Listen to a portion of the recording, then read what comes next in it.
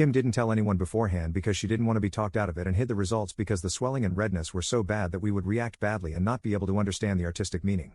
Kim is Asian American. She got Japanese symbols going down her forehead and under her eye. I don't know their meaning, and I don't really care to know. Kim's parents are Japanese immigrants, and according to her sister, who was kind enough to inform me of this whole debacle, this is a big no-no in Japanese culture. Tattoos have links to crime and are looked down upon. Her parents are beside themselves, and that is a whole other set of drama I can't even begin to approach. Kim talked to me last night about it and acted offended and started a fight because I told her it was absolutely insane of her to do this. She works a public-facing job and talks face-to-face with clients in the financial industry. The minute her boss finds out, the career she went to school for will be over. She didn't consider her job, family, or me at all and decided a long time ago that she was going to express herself freely without any concerns. I'm worried about her right now. This is not normal. She blocked my number after our fight and is ghosting me and her sister because we're trying to help. But, dear Lord, this is far beyond me. I cannot comprehend what I'm even supposed to do right now. Kim's lost her mind. Is there any chance I will be happily married to whatever this is? A woman who went and got a face tattoo and hid that fact because she knew we would all talk her out of it? Dear Lord, I really need to run, don't I? Edit. I read through the replies, but I can't respond to all of you, so I'll just update here. The engagement is pretty much off. Kim has told me she never wants to see me again, and I woke up this morning with her ring and a box of stuff I gave her on my porch. I don't know what's going on with her. Her sister and family have been trying their best, but nothing on their end is working. I brought up the idea that this is a mental breakdown to her sister, and they are looking into getting her help. It's painfully slow, considering Kim is not responding to anything and is refusing to talk to anyone. In the 7 years I've known her, she has never acted like this at all.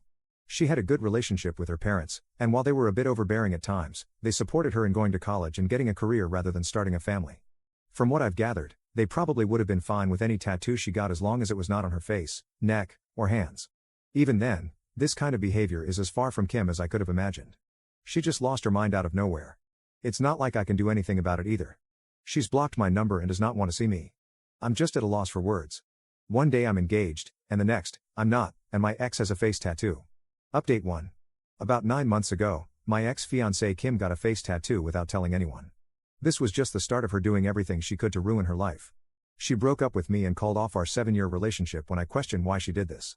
She worked in a client-facing job for an incredibly large financial institution and was let go within a month of showing back up for work after getting the tattoo.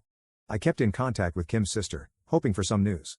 They tried to get her help, thinking she was having some kind of psychotic break. However, she eventually called the police on her own family, claiming they were harassing her. After that, I decided to just walk away. Kim didn't just destroy her own life. When she broke up with me, I felt numb. I knew this wasn't Kim doing this.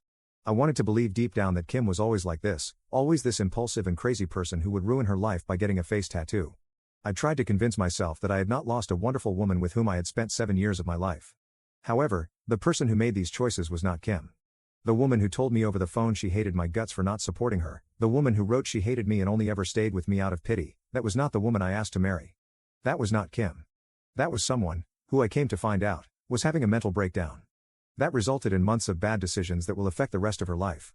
The day I walked away and told her sister I could not deal with it anymore was the worst day of my life. It hit me like a train. The numbness and denial of what I lost hit me all at once. I almost quit my own job and moved back home to my parents. I can only thank my boss for being so understanding that she let me take 4 weeks off to deal with what happened. She and the rest of my team went far beyond what should ever be expected of coworkers and management, making me realize how close I was to leaving a job I actually enjoy. I never moved on from Kim, but I came to accept what had happened. I thought I was okay until 2 weeks ago. I got a call from Kim. She had blocked my number and done everything she could to remove me from her life.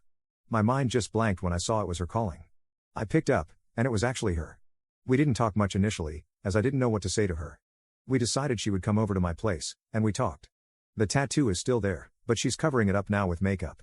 She says when she has the funds, she's going to look into getting it removed if possible. She had lost a lot of weight since I last saw her. She's not been able to find a new job and will probably need to move to a new city for that. She wasn't the Kim I had fallen in love with. She was like a shell of her former self, something just wasn't there anymore that used to be. Kim told me what had happened. The year leading up to the tattoo was awful for her. The stress of everything seemed to pile up more and more. I'll respect her and keep much of what she told me secret. However, the important thing is that she secretly started doing meth to keep her performance up at work and to deal with everything. One day, she just out of nowhere decided she hated everything about her life. She explained why she wanted the tattoo at the time. It doesn't really make much sense, but a lot of what she was thinking at the time didn't. From there, she just lost control of everything. I won't talk about what happened after she disappeared, but it is not pretty. There are things she did that will follow her for the rest of her life. It explained a lot, but it did not make things any better. We talked for nearly the entire night. She didn't leave my place until almost 4 a.m. Since then, she said that she wants to try and get back together with me. She admitted she knows things cannot be the same, yet she wants to try. I haven't talked to anyone about what I'm about to say yet. I've held off on talking to Kim about it because it feels selfish.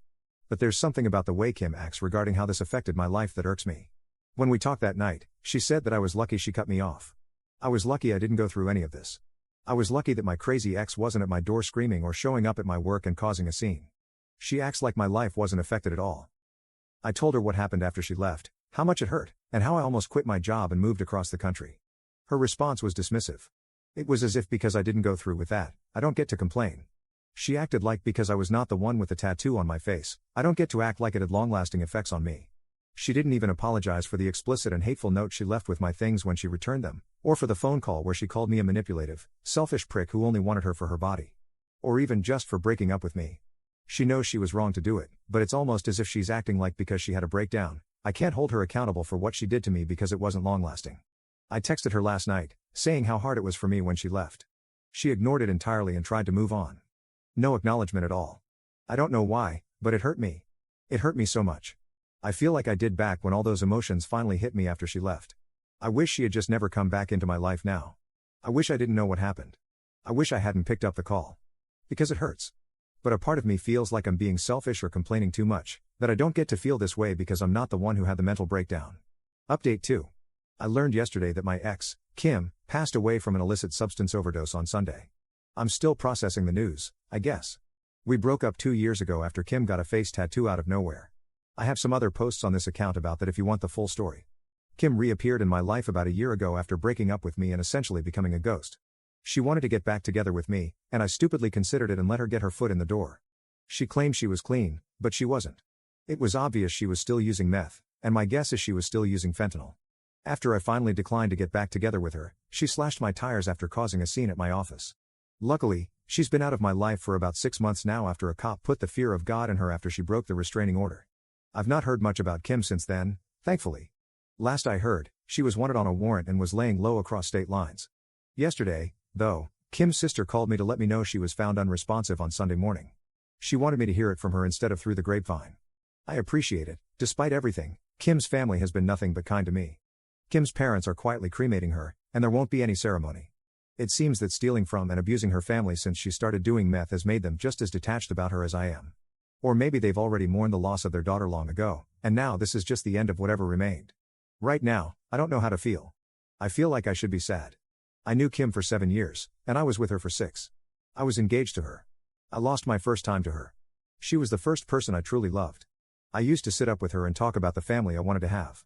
I wanted Kim to be the mother of my kids. She sat up with me as I cried when I heard the news of my mother's passing. At one point in my life, she was the most important thing in the world to me. And I don't feel anything. When Kim left me, I was devastated. When she came back into my life, she made me feel a combination of emotions I can't even describe. And now, hearing the news that she's gone, I don't feel anything. I don't feel numb, and I'm not in shock. I just lack any emotion towards this event at all. I feel like I should feel something, right? I still miss Kim. Not the Kim that passed on Sunday. Not the Kim that stalked me. But the Kim I met. The Kim I fell in love with. The Kim that disappeared when she started to do meth. I still feel sad when I think about her. But knowing this other Kim is gone just makes me feel nothing.